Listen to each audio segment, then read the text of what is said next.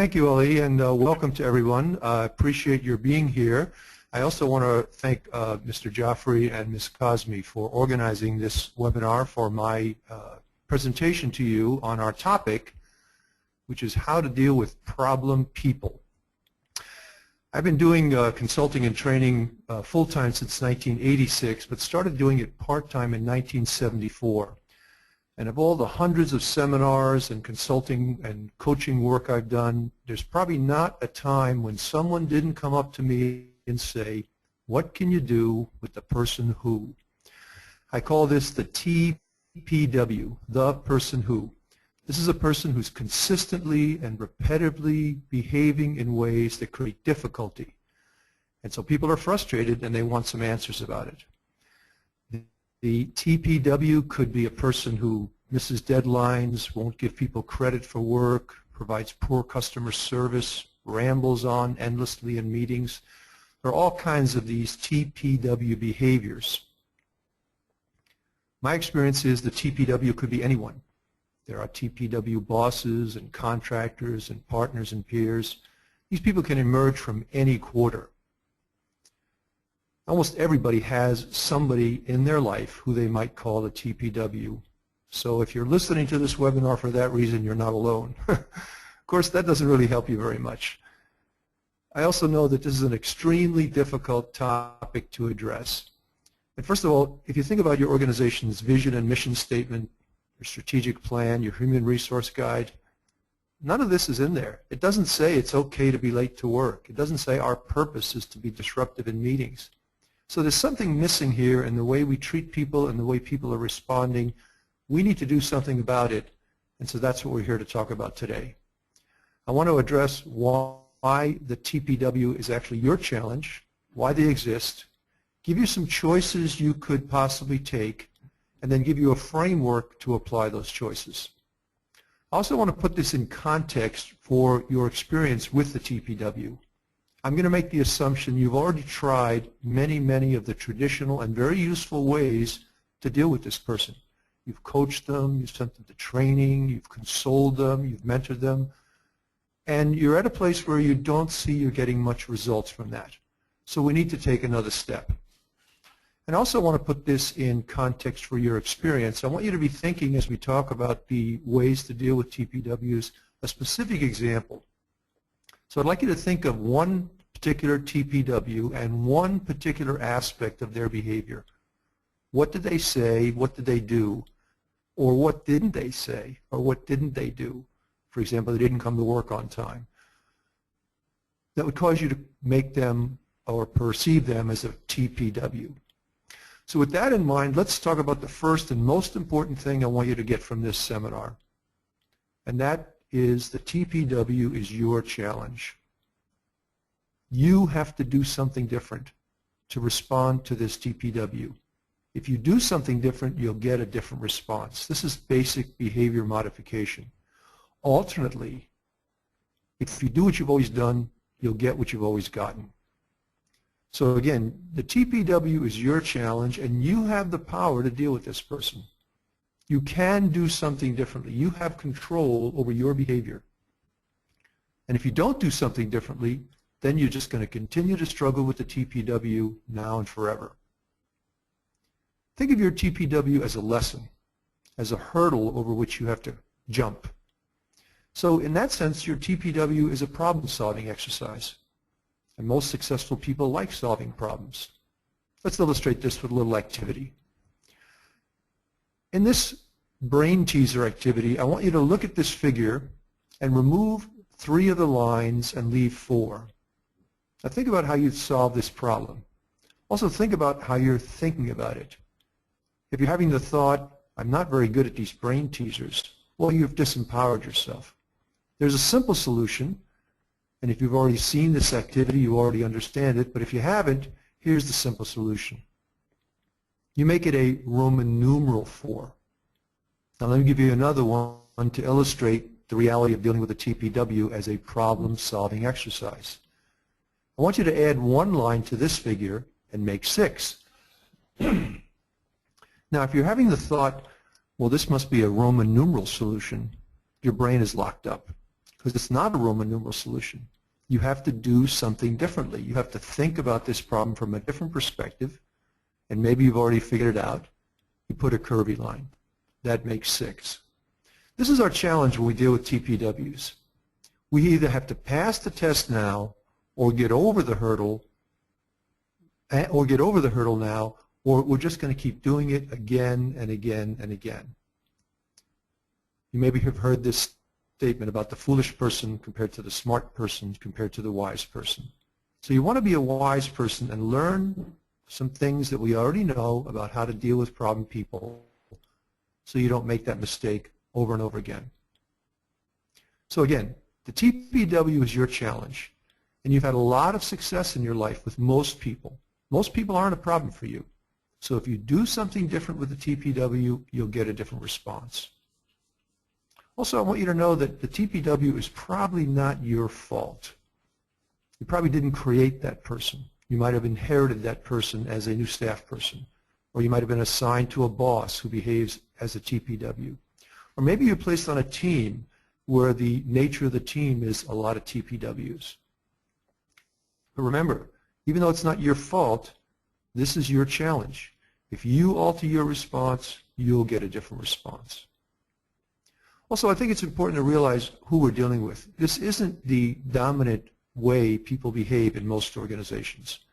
In my experience, there's a very small percentage of people who are TPWs. Think of it in your own experience. Where would you place the number of TPWs on a percentage? In my experience, it's usually 1, 5, maybe 10%. By the way, if it's more than 20%, you're working in a toxic organization. You might want to think about using one of the strategies we're going to mention about dealing with that kind of situation. So this gives me my first action idea I'd like to suggest to you. I'd like you to put yourself in your power. Think of TPWs whom you've interacted with positively. Review what you said and did with those people. Think of people you've been successful for who aren't TPWs, because some of the same behaviors you've used with successful people can be used with those who are TPWs. So just give you just a couple of seconds to think about that.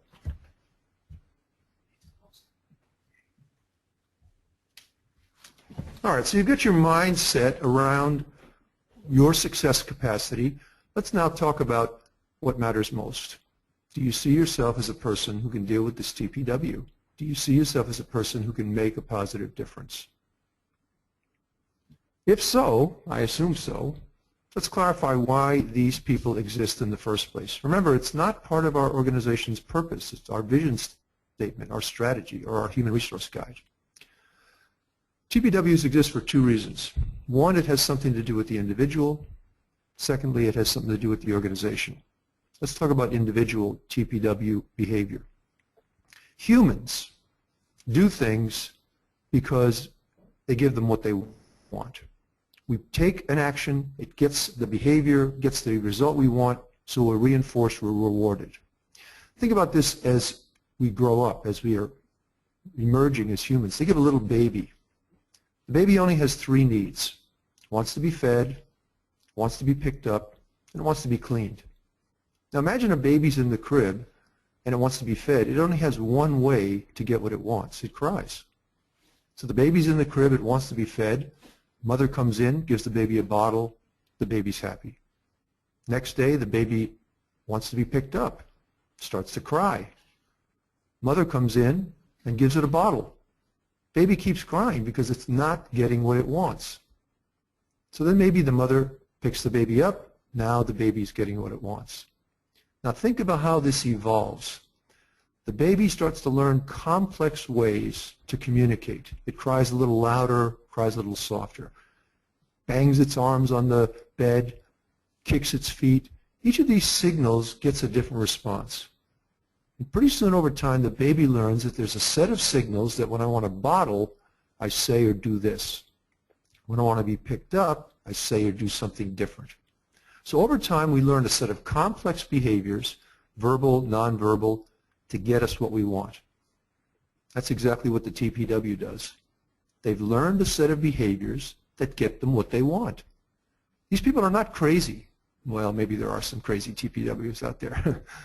But their behavior is a result of getting their behavior is yielding the results they want. The outcome they want is based on the behavior they take. That behavior gets them what they want. So the behavior gets reinforced. Give an example of a TPW behavior. My favorite example is people come late to meetings or to work. Why do they come late? Well, they're dallying over a cup of coffee. If they came on time, they couldn't have that cup of coffee. They couldn't have that extra few minutes of discussion with their friend. So coming late is not a, in their mind, thing that's a bad thing. It gets them what they want. So we have to deal with the fact that TPW behaviors work for TPWs. We have to do something differently. Now remember, this is a consistent, repetitive behavior that creates a difficulty that's getting rewarded and reinforced because there are no consequences. If the baby cried and didn't get fed, it would do something different. If the TPW continues to come late to work, come late to meetings, and there are no consequences to change that behavior, the TPW will continue to do that. Also, we have to realize that when we don't respond to TPW behavior with some consequence indicating that it's not acceptable, that's a form of reinforcement. That's a form of reward. So this provides my first action preview for how to deal with TPWs. We have to start rewarding and reinforcing different kinds of behaviors and start holding people accountable for behaviors that are TPW-like. Now, the second reason TPWs exist is because the organization's culture supports it. Now, we know what organizational culture is. It's the look and the feel of a place. It's the way it is around here. So when we have a TPW culture, we have ineffective managers, basically, because they allow TPW behaviors to continue. They don't confront the person. They don't say anything. And by not doing anything, by accepting it, they're reinforcing that behavior. TPW cultures could also be a function of how groups interact. The groups are dysfunctional, or there are intergroup interactions that cause problems. Labor and management don't get along, field and headquarters, marketing and finance, etc. So we have a dysfunctional culture, and that supports TPW behaviors. For this program, I'm going to focus on individual TPW actions and why they exist and what we can do about them. Because of time constraints, we don't have time to go deeply into organizational factors. I will give you one suggestion, though. If you think that the TPW experience is supported by your organization's culture, and in some ways it probably is, you might want to have a discussion with others, your senior management, your management team. How many TPWs do you think we have? What is our percentage? And can we have long-term viability if we continue to support that? And what can we do to modify the culture? There's several Mile webinars on culture and culture change. You could look at those to get some ideas. We don't have time to deal with that now, so let's go back to dealing with our individual TPW.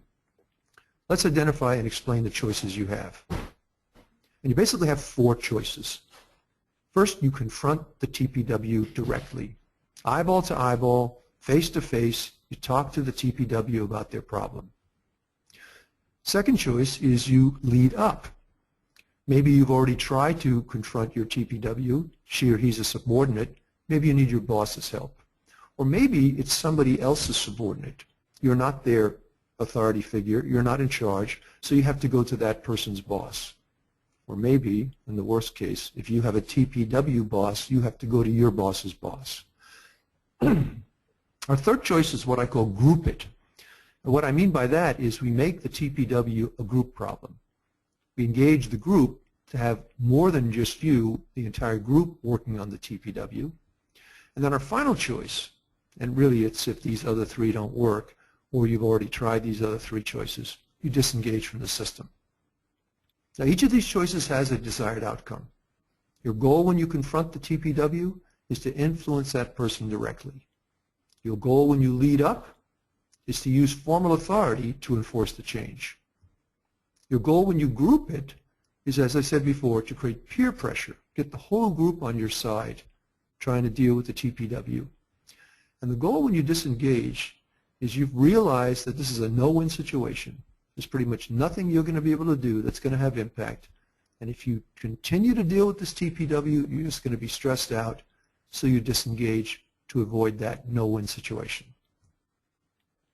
All right, let's give you a framework from which you can choose which choice might I make first. You might ultimately use all the choices, but which might you use first? Your choice framework can be compared to an iceberg. You know what the reality of an iceberg is, yes? Most of it's underwater. That's my experience when people deal with TPWs. They're frustrated, they're angry, because this consistent, repetitive behavior is creating difficulty for them. They feel a sense of resentment, and so their whole emotional self is discombobulated. The emotional aspect of our response to the TPW is what's below the iceberg. And it's this cauldron of seething difficulty and upset and concern. We take this TPW home with us because it bothers us. We complain to it about complain to the TPW with our friends. And it really is because our emotions are all out of whack. So what do we need to do? We need to start the process of moving your behavior from your emotional level to your intellectual level. We need to engage the mind through an analytical process to get us out of being stuck in an emotional response. That's because awareness guides action. This is true in everything we do in life, and it's especially true in how we respond to our TPW. If your brain is cloudy, if your mind is upset and irritated, if you're overshadowed by emotion, you're not going to be very effective dealing with the TPW. Let's illustrate how awareness guides action. What is the phrase that's represented by this image? If you have seen these kind of brain teasers before, you immediately get it. It's sandbox. Well, now I'm going to give you four more phrases, four more images. What are the phrases represented by each of these images? Give you a moment to look at them. Think if you can figure out the answer. Now,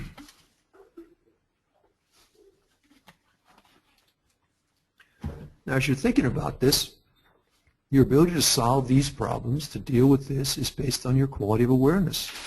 Are you able to figure out the process by which these brain teasers are created? The top one, if you look at the letters in this direction, it's the word glance, so the well-known phrase here is backwards glance. If you look at this phrase, there are lines between letters, oh, and the word is reading, it's reading between the lines. This one is the relationship of the words to each other. Where is the word mind? It's on top of matter, or it's over matter. So the solution is mind over matter. This is one of my favorites because it gets people stuck, because it doesn't right away jump out at you. So you have to think the problem through. Awareness guides action. Well, I see I've got two eyes up here, and I've got a bunch of zeros or circles. So zeros, and where are they in relation to the eyes? Well, zeros under the eyes or circles under the eyes. So you see, that's the solution to that problem. This is usually what happens after several nights of fretting about your TPW. You have circles under the eyes. So think of these as a metaphor for what we need to do. We need to look back on our behavior and say, what have we done that has not worked with TPWs? What can we do differently? We need to look for the subtle messages that we're communicating, i.e. reading between the lines, so that we can deal with the TPW differently. We have to realize we have the power to deal with this matter, and we don't want to have circles under the eyes from being totally frustrated dealing with TPWs. So awareness guides action. So the more aware we are, the more able we are to deal with the TPW more effectively. And the way we do that is through what I call a TPW analysis. The analysis is a process where you think on paper how you're going to deal with this person. You actually literally take out a scratch paper and you formally document your approach to the TPW based on the analysis. You formally try to bring your awareness out of your emotional self into your intellectual, more rational self. Now, the TPW analysis has 7 areas. In the interest of time, I'm going to focus on just 3. First thing we have to do is define, is this problem a performance problem or a posture problem? We have to be clear on what would success mean. What would the TPW be doing differently so we wouldn't label them a TPW? And third thing, the analysis is to think through the consequences of the TPW's behavior, both if they continue it and if they change.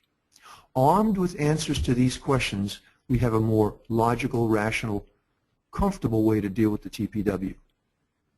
So let's talk about the first one. What's the TPW doing that's causing you a difficulty? Is it a performance problem? If it's a performance problem and you're their manager, you have the right, the obligation to hold them accountable. Also, if it's a performance problem and this person is a peer or someone else's subordinate, you have the right to bring this up because our organization is designed to get good performance. Some, of course, don't have the best performance skills. They need something done. Manager's in his office. He says to his employee, your approach has caused a loss of 20% of our market share. The employee sits there and thinks, wow, I really have made a difference. This is the person who needs some help.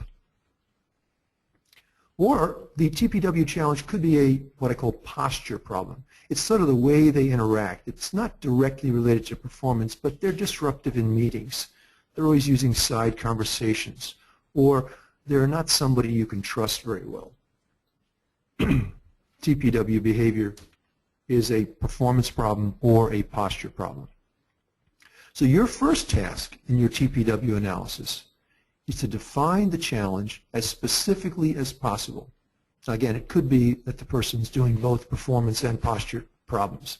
You need to be specific and provide specific behavioral examples. So for example, if the person isn't following through, that's a performance problem. In fact, all the ones on the left are performance problems. What do you mean they're not following through? When don't they follow through? What is the behavior they're not following through on? What is the action they're not taking? They're providing poor service, another performance problem. What exactly are they doing? They're not responding to customer calls, they're being rude to customers, etc. Or is it a posture problem? They're taking credit when they don't deserve it. They're rambling on in meetings. They're a humorless person who just brings everybody down. What specifically do they say and do that causes them to be humorless? How do they ramble on? What is the behavior that they're performing now? Because again, that behavior is getting rewarded. That's why it's being continued. So this might be a little bit of an exercise for you to actually sit and think on paper, what's the problem? What specific examples can I give? Even times and dates are appropriate when you do this part of the analysis. Second thing you have to ask yourself is, what does success mean? What would it look like if the TPW was doing something different? And there's two aspects to this. There's the behavior you want the person to perform differently, and the result that they would get. So for example, a TPW who comes late to work, well, you want them to come on time. What do they have to do to get on time? You might have to explore what time do they get up? When do they leave for work? What route do they take? Where do they stop? And you'd have to change those behaviors that are leading to the result of being late to work. You need to help the person define what they're going to say and do differently. What do they do now? What do you want them to do differently? Both the behavior and result. And if you can clarify that on paper, because again, I'm assuming you've talked to this person before. If the person's late, this isn't the first time you've ever addressed it, because they wouldn't be a TPW to you then. They wouldn't be somebody who's constantly, repetitively doing something that causes you difficulty about which you have no result from your actions. Third thing you have to ask yourself is, what are the consequences? If the TPW continues to do this, what will happen to them in this job, in their career in your organization, or for their career path in general? One of my early bosses gave me some very good feedback about the importance of being on time. He said, Warren, people who are successful are on time. If you want to be successful in your long-term career, start being on time. That's all the TPW coaching I needed. I was on time from then on. So you need to think about what are the consequences for the person. And, you know, the minimum consequence, if this is your subordinate, is they won't have to deal with you anymore if they change their behavior. You also have to talk about and think about what are the consequences to the group and to the organization. If this is a real problem, it's probably affecting more than just that person and you. It's affecting the group and the organization. But you also need to be clear what are the consequences to you. How is this making you feel? What is this making you want to do? So again, all this has to be thought out on paper before you even address the TPW, and be as specific as you can and focus on things that are measurable, data-driven, that can't be argued against. Don't go any further if you haven't done the analysis. If you've done it, green light, you take the next step. You decide which of the choices you're going to use. And the first three choices, the goal here is to start a dialogue process. Each of these is the door you want to go through, and each door has sub-doors. You want to start the process of dialoguing about this TPW behavior from a different perspective than maybe you've used before. So let's talk about confronting the person directly. Remember, your goal here is to get the TPW to take responsibility to change her or his behavior. Now you have three doors you can go through. Once you've decided to go through this particular door, you go through the front door. And what I mean by that is you lay the issue right out. So for example, you say to the person, you've been late to work 30% of the time for the last 3 months. It's a specific and descriptive, measurable result that they're getting that's not satisfactory to you. Or you say, your side comments in our last meeting caused us to go 20 minutes overtime. In other words, the person disrupts the meeting. You don't say you've disrupted the meeting. That doesn't mean anything. But side comments, 20 minutes over, that's observable, that's measurable. What you're hoping for, inshallah, right, is the person accepts some degree of responsibility. They say, well, yes, I have been late, or yes, I know I was a little disruptive in the meeting. You can do this, of course, with a subordinate, and if you're that person's boss, you need to do this. Good managers hold their people accountable. You might even be able to do this with a peer, somebody you don't have authority over. However, it might be a little challenging with a peer, so alternately, you use the backdoor approach. In the backdoor approach, you're trying to see if the TPW has some awareness about the problem, some awareness about their behavior, if they understand how they're impacting the situation. So a backdoor approach would be saying something like, have you noticed that people come late to work fairly often in the past 3 months? With the hope that the person says, yeah, you know, I've noticed that. Or, are you frustrated when meetings go over their scheduled time? You're hoping the person has some degree of recognition. Then you have a basis to say, how can we deal with that? If that happens to us, what would you like us to do? This way you're engaging the person in how to solve the problem by bringing it to their awareness from the back door. You could certainly use this approach with a subordinate. Now the side door, excuse me, the side door is you're trying to build your case by involving others. So you say something like, our customers are complaining because of lateness over the last 3 months. Or you say, our boss noticed our last meeting went over its scheduled time. You're hoping the person has some concern about their customers, some concern about what the boss says, the big boss says. That would raise enough awareness in them that they might be willing to start a dialogue to change the process. Certainly you can do the side door with a subordinate or a peer. And once they've acknowledged, yes, customers are important, or no, I wouldn't mind my boss to think that our meetings go over time, you engage them in a dialogue, what could we do about that? In this process, you want to create a reference tool for yourself. And that means you need to learn 3 words, document. You need to think on paper by documenting everything. I've literally, when I've had to coach people who are TPWs, I take out a paper and I say, you know, I'm going to write everything down here to make sure I don't misrepresent you in any way. I'm really doing it for my benefit, but in the long term it does help the TPW because I can document whether maybe I didn't say something I could have or should have. So document everything as you're engaging in the discussion when you confront the TPW. Now maybe you've tried that and it doesn't work, so you might need to lead up.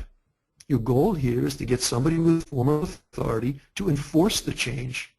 Now again, if you're the person's boss, you should be able to enforce the change. But maybe because of the nature of the relationship or some other prickly matter, you need to engage your boss. Rank matters, hierarchy matters.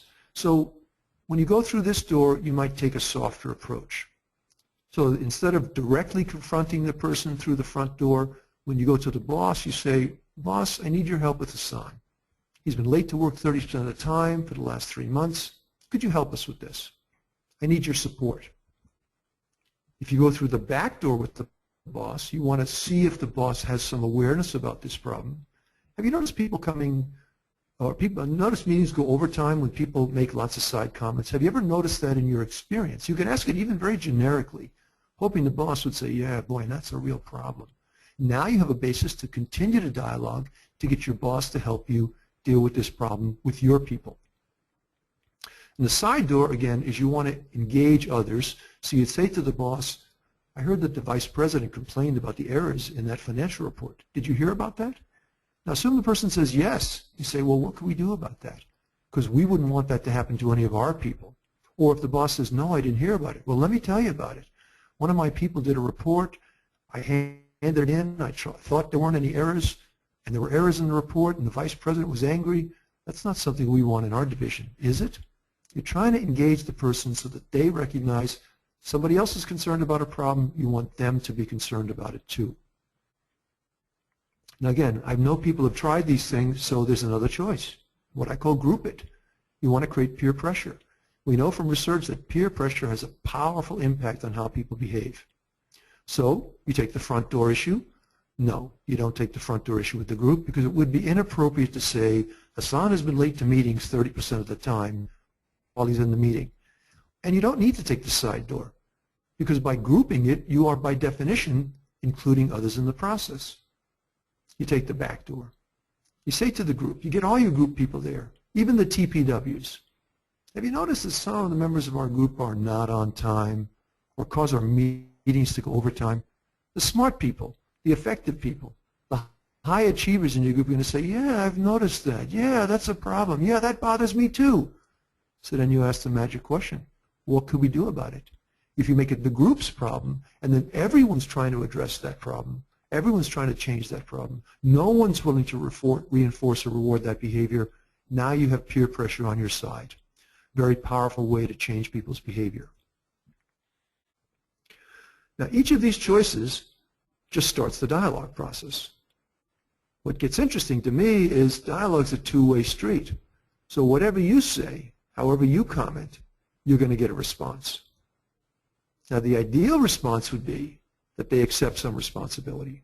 And in my experience, and the research shows that if you take an approach that you haven't taken before, you haven't done any of these confronts, lead up, or group it, they may accept some responsibility. You may have some allies on your side to deal with that. Alternately, my experience shows that a lot of times people just deny it. I wasn't late, they'll say. Or they deflect. When people deflect, they're basically trying to get out of something. They say, well, other staff make errors too, you know, or other staff disrupt meetings too, you know. Or they discount it. Oh, well, I was just 5 minutes late. It's not that important. Come on, what do you give me a hard time for? Or, this is maybe one of your most difficult challenges, they clam up. They simply sit there and they won't respond. How you respond determines what happens next. Think of this as a story you're writing, as a novel you're writing, and you just finished the end of one page and the character said something. When you turn the page, what does the next character say? That's what makes the story interesting. What will make this possible for you to influence this TPW is what you say next. That, again, requires your awareness to be lively and enhanced, because complexity is the enemy of execution. You've probably heard this phrase before. And if this is a very complex situation, you're going to have to pay attention to a lot of different variables simultaneously to deal with it. But remember, you have the ability to do this. You can do something different. You can be more aware. You can figure things out, solve the problem from a more expanded awareness perspective. Rely on your TPW analysis. That's why I said that's so important. What are the behaviors the person's performing? What does success look like? And what are the consequences? You've already thought that through. Now, there's some general guidelines on what you need to do when you confront the person, lead up, or group it, based on their response. Do not get sidetracked. Each of these behaviors, denying, deflecting, discounting, climbing up, they're forms of behavior that work in the past. They get people out of being responsible. That's why people do them. They work. So, rely on the paper, and when they deny, refer to specifics. Well, you were late 30% of the time. Here's your time card, or some other formal documentation, or the notes you've kept in your TPW analysis. Here's the final report. Notice the errors marked in red. You've got hard data. They can't deny the hard data. If they deflect, this is an interesting approach. Well, you know, it's really important to me that we talk about customer service instead of talking about the fact that they're late. They're trying to deflect. So here's what you do. You say, thanks for telling me that. I'll look into it. Now, what about you not being on time? Or what about the errors in your report? Don't let them sidetrack you by deflecting. And if they discount it, well, it's not really that important. Clarify the consequences. Something like your action, and specify the action, lateness, errors in their reports, etc., impacts me or the team, the boss, the customers, and then demonstrate how, explain how. And if it continues, the result will be clarify the consequences for them, for the group, for the organization, or for you. So it does matter. Don't let them get away with discounting. Clarify the consequences. Now, if they clam up, you need to just explain the options.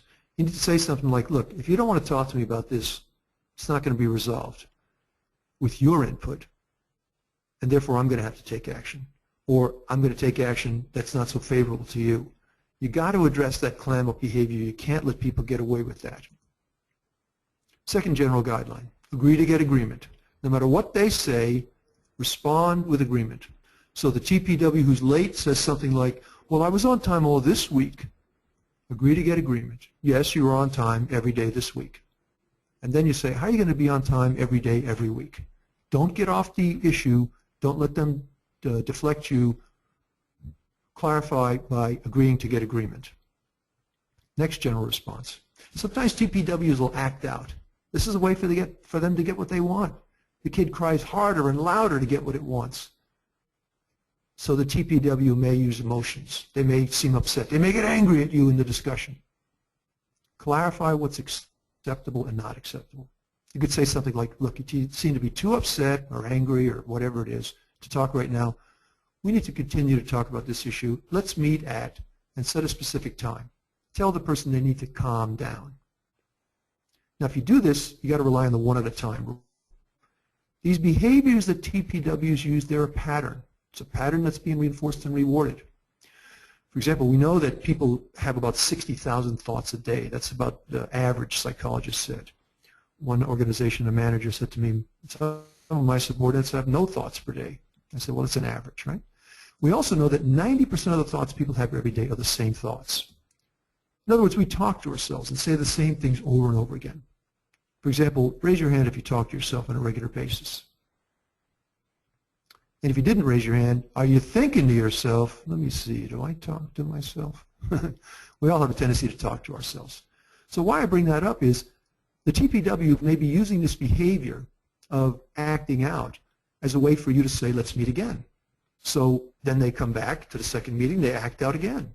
So the one at a time rule, the one time rule is, look, you're acting out again or you're upset again. We're going to have to address this now. So you need to compose yourself. Don't let them get away with rescheduling the meeting more than one time. And you may have to wait. I was counseling with a nurse, TPW nurse, and she would sit there for 20 minutes not saying anything. She would sit there and cry for 10 minutes. And I just sat there and waited. And finally she stopped because I wasn't rewarding that behavior. Another general guideline. When you're having a discussion, avoid why questions. All of these behaviors TPWs use. If you ask, well, why and why, you're being a counselor then. And that's going to enable them to make excuses. Ask what and how questions. What are you going to do differently to be on time? How will you ensure there are no mistakes? What and how questions focus on action. Why opens the door to excuses. Clarify your expectations. Expectations guide perception and they influence our behavior. Here's an activity. Take out a scratch piece of paper and on that paper draw 3 squares, a rectangle, and a triangle. I'll give you a moment to do that. 3 squares, a rectangle, and a triangle. Draw 3 squares, a rectangle, and a triangle. All right, now if you're sitting with others, compare what you drew with others, or just compare with what I wanted you to draw, which was 3 squares, a rectangle, and a triangle. Now, when I do this in my seminars, most people say, oh, you didn't tell us that, you didn't explain that clear. And I say, you're right. I didn't make my expectations clear. So you didn't do what I wanted you to do. So in the TPW discussion, at some point, you're going to have to make it crystal clear what you want that person to do differently. And you have already defined what success means in your TPW analysis. Clarify what's also not acceptable. Like, well, I'll try to be on time a couple days this week. Not acceptable. And also verify that they accept that your expectations are what they're going to do differently. You also need to describe the consequences. Here's what's going to happen if you continue to be late or make mistakes. But also, you need to clarify, here's what's going to happen if you are on time. And the minimum consequence always is they won't have to talk to you about this problem. Also, sometimes people don't see the connection between their behavior and the results they get. So you have to clarify, look, when you do this, you get that. And if you want something different, you have to do something different. The analysis consequence section should help you with that. Get a commitment to action. Don't take, I'll try harder, or it won't happen again. These statements don't mean anything. Ask, what will you do differently? How will you avoid it happening? Get specifics and document their response. Finally, formalize the commitment. In behavioral terms, specifically, and if you need to, get a written agreement. I've actually coached some people, and after we go through this process, says, okay, so I've written all this down. I'd like you to sign this paper as a formal contract. Something happens to people when they sign a contract. It influences their behavior to change. Also, you can explain that the reason for this change is for both of your benefits. It's what they call WIIFM, or what's in it for me. Focus on success, the first success. The first time they do something in the right direction, say, you got to work on time today, good job. Or even if they're partially in the right direction, they're always 20 minutes late, you know, you only got here 2 minutes late today. You're moving in the right direction. What are you going to do tomorrow to be on time, on time? And also focus on the first failure. Don't let the first time they falter go by. So if a person comes late, then they start coming on time, and then they come late again. If you ignore that, you're reinforcing the old behavior. Confront the person. Hey, I noticed you were 5 minutes late today. You've been on time for the last 3 weeks. What are you going to do differently tomorrow? Don't ask why again, because then they'll give you all the excuses and you'll go in that downward spiral. You need to prepare yourself for this discussion. You need to apply the 3 Ps. You need to practice this. Rehearse your conversation. Role play it with a friend or a colleague. Write out a script for what you're going to say, and then read the paper. Prepare your key responses on paper, because you probably know some of the ways this person responds already. You can prepare up front. And then bring the paper with you. If you have a script or you've got key responses, bring the paper. If they say, what is on that paper? You say, well, I've written things down here so that I can remember how to help you with your problem. You also need to practice what's called state management.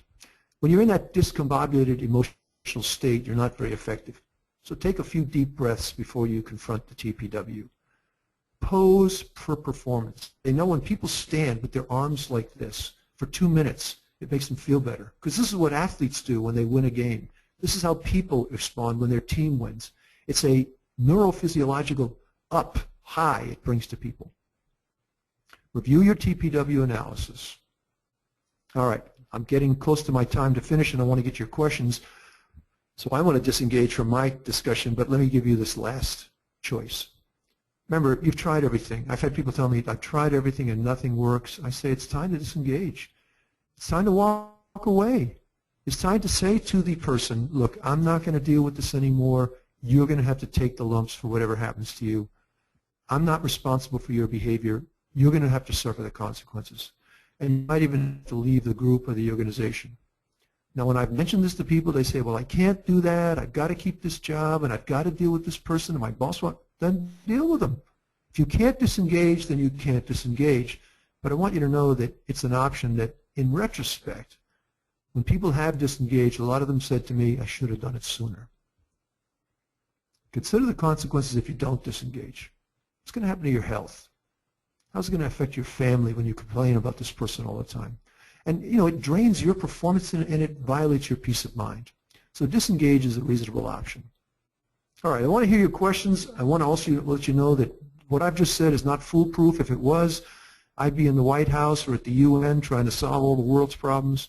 But there are more effective ways to do these things. It takes time, effort, skill, and focus. Give yourself the time to master these behaviors. Give yourself the time to get this TPW out of your life. Do what you can with what you have where you are. All right, I'd love to hear your questions and comments. There's so much more we could have talked about, and maybe some of that could come out with some of your questions. So Ali, I'll throw it back to you. Okay, thank you very much, Dr. Warren. Folks, we are now open for question and answers.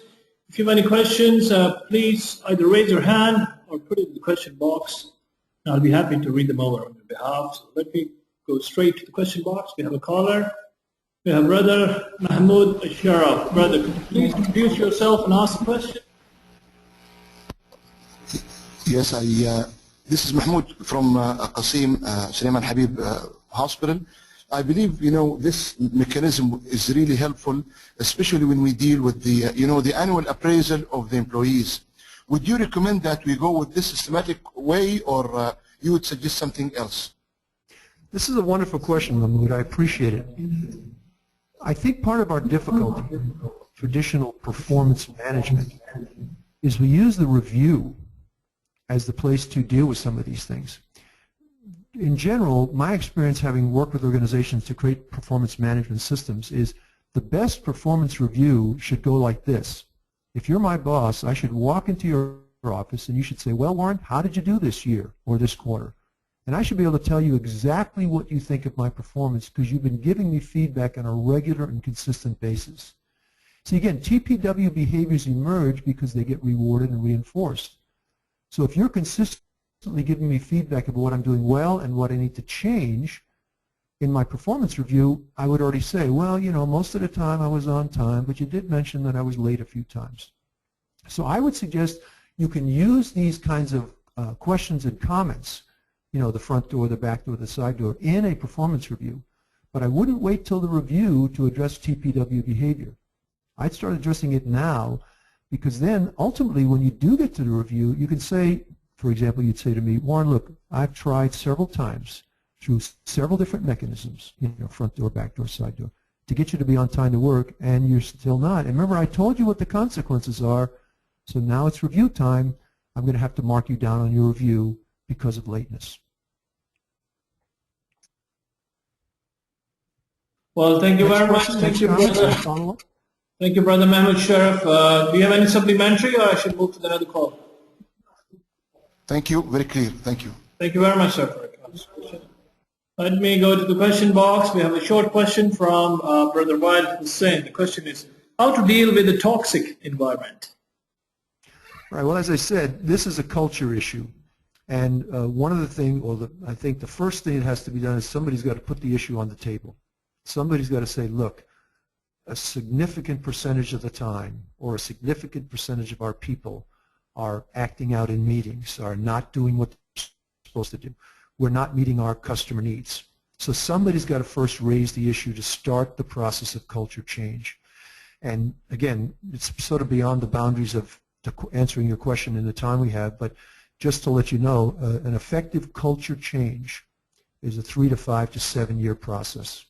It took Don Peterson at Ford Motor Company years ago 10 years to change Ford's culture, because these are deeply ingrained behaviors.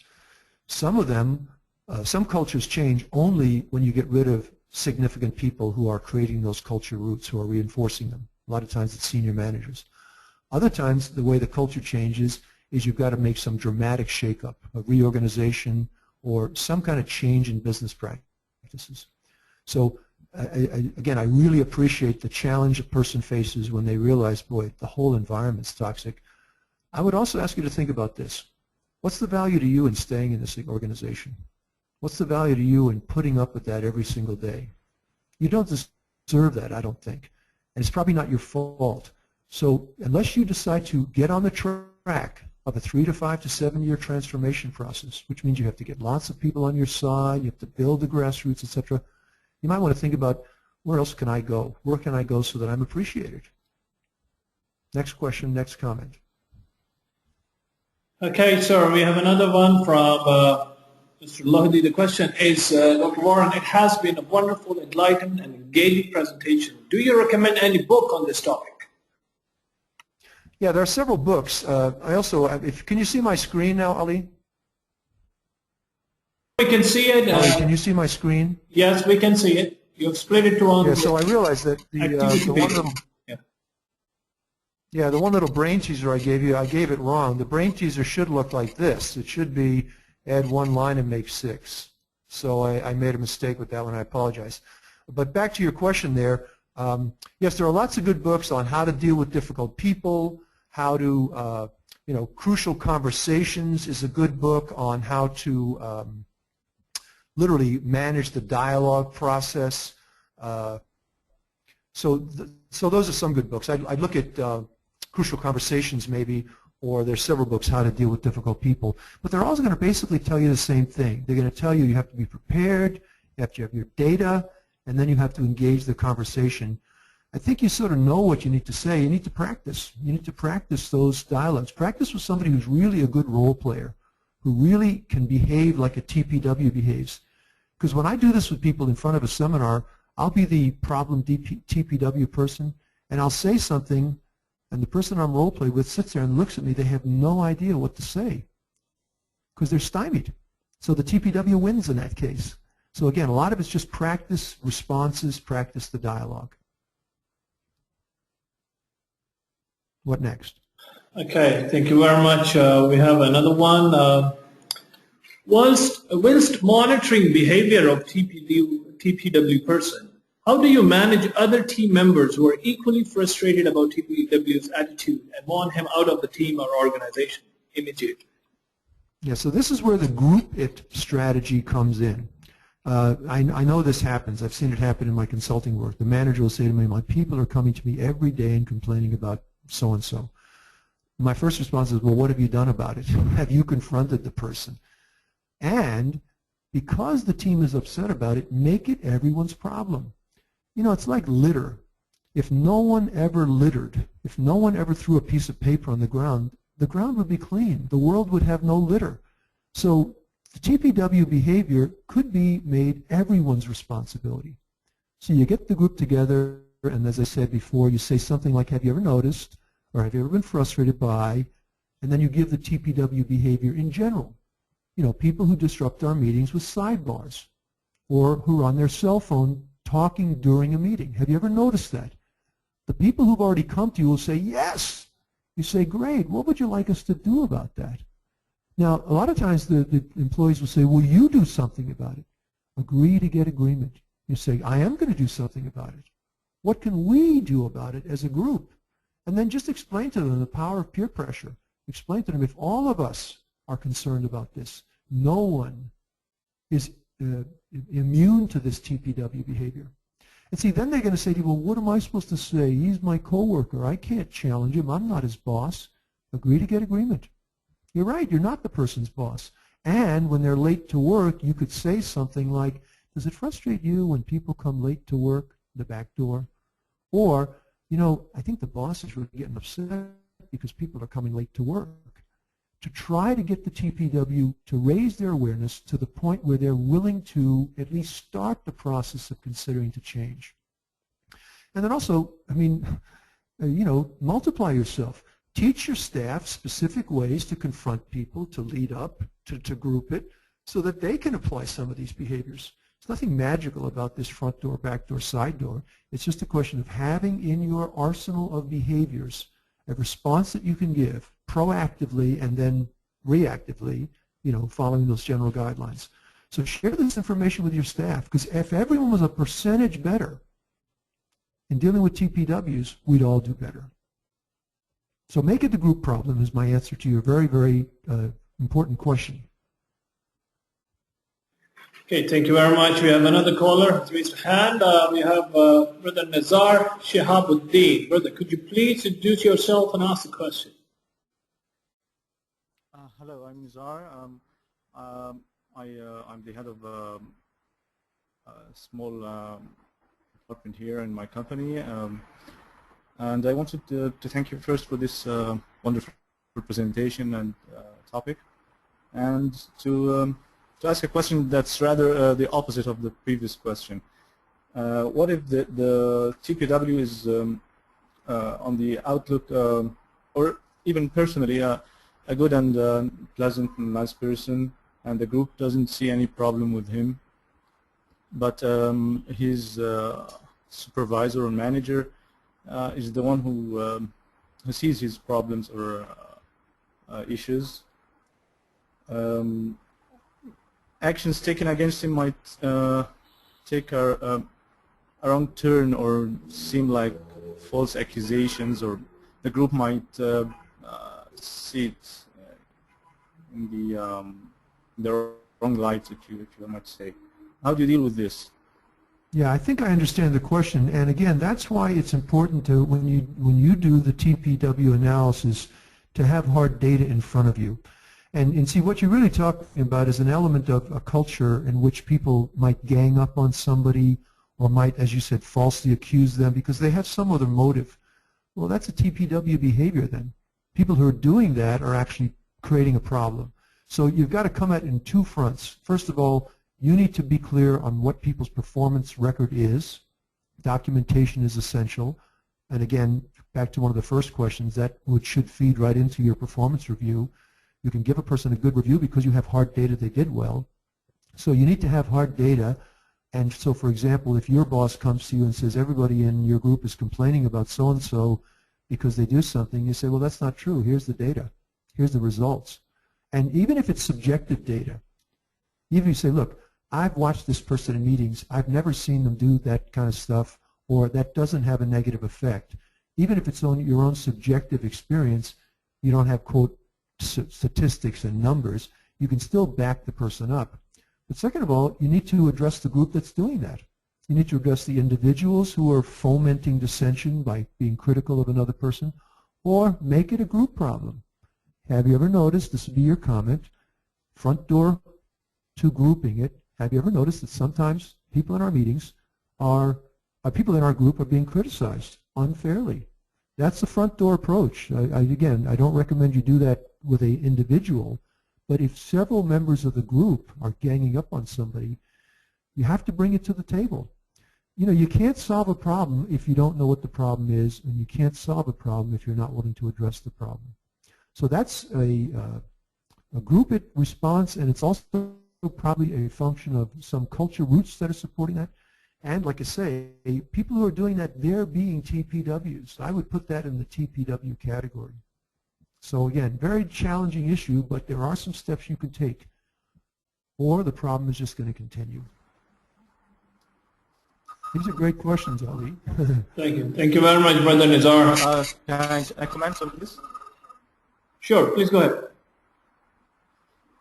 Yeah, you answered one side of my question, but the other side is when the group is opposing any corrective actions against this person, not out of being TPWs themselves, but because they see him as a nice person and they don't see the other side. Right. Yeah. Even with hard data could be even regarded as something made up for him. I don't know. You get my point? Yeah, I think I understand where you're coming from, and I can appreciate that. And this is again, it's a culture issue. Everybody loves Ahmad, so no one wants Ahmad to get in trouble because Ahmad's the good guy. You know, he brings in the coffee every morning, and he pays for lunch once in a while, and he's a jokester that everybody loves, and he's been around for years. So why are you giving him a hard time? The last boss didn't do that, or nobody's ever done that before. You have to make this a group discussion. You have to say, look, I understand that we as a team support each other. I understand that we as a group care for each other. But we also have another requirement, and that's to perform. So you might want to change tactic completely. You might want to say, let's talk about our group's performance indicators and what's acceptable to us as a group. What you're really doing here is you're making them part of a TPW analysis by making them consider what success looks like and what are the consequences if we don't succeed.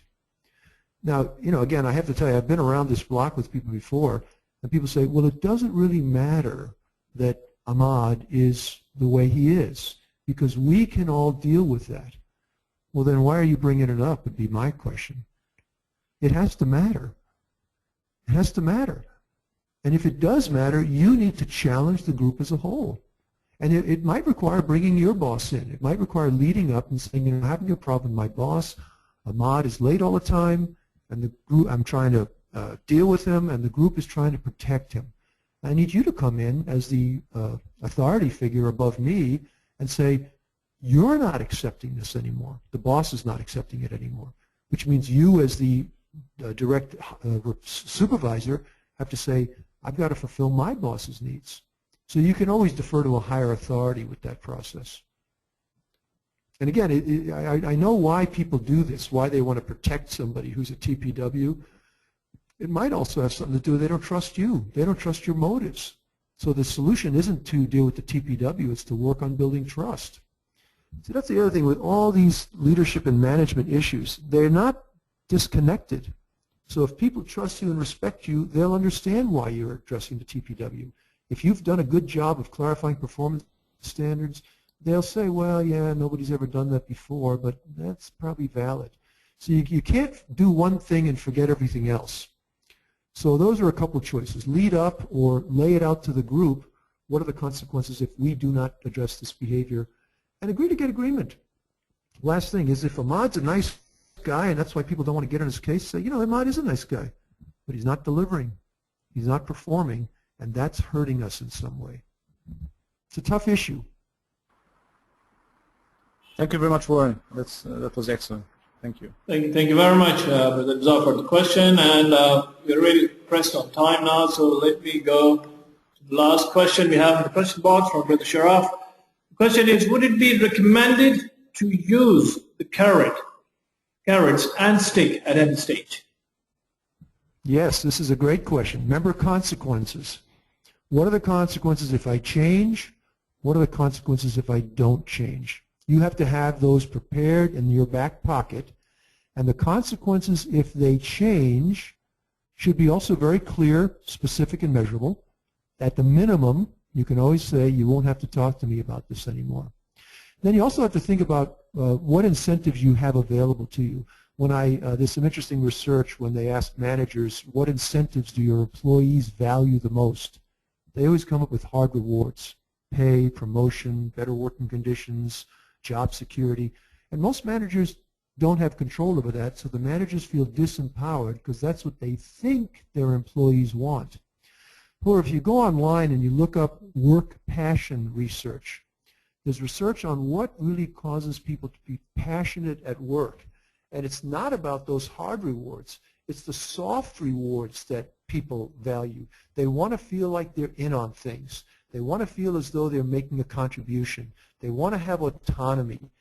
They want to have a sense of respect in the workplace. They want to feel as though they're a part of something important.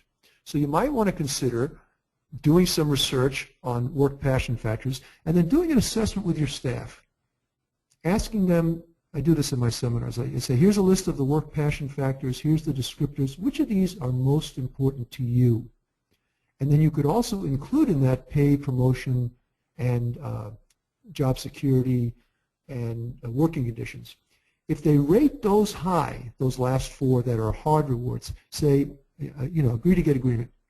I know how important these hard rewards are for you. I don't have any control over them. I have minimum ability to give you raises and promotions. I'll do what I can. Let's talk about what I do have control over, giving you more autonomy, making your task more relevant, helping you feel in on things. So those would be carrots, and also you need to make it clear what are the consequences of not performing. At a minimum, if they continue to perform poorly, you're going to have these discussions. And if you're their supervisor, well, I'm going to have to put this in your performance review. What choices do you give me? Always make it them part of the problem, because it is their problem. So again, carrot and stick work well. Both of them work well. Most managers defer to the stick because it's easy.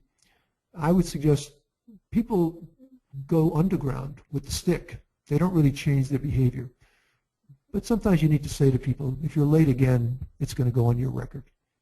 So both are necessary, both are useful. Look up the stuff on work passion factors. You'll find some interesting data that you might be able to use with your staffs. Well, thank you very much, and that really brings us towards the end of the webinar. I would like to thank you, Dr. Warren Blank, for a very, very interesting presentation, and lots of attendees are really appreciating it. It was quite a different topic we brought up today. And any concluding remarks that you would like to give before we dismiss out? I just want to say one more time that you have the power to do something different and you'll get a different response. If it's not the response you want, you got to do something else. You're successful in your life. Our listeners, you are successful in your life because you've been adaptive to your environment. You've modified your behavior. You just need to take that same approach with this TPW. This person can be influenced. Even a small percentage might be enough. You do something different, you'll get a different response.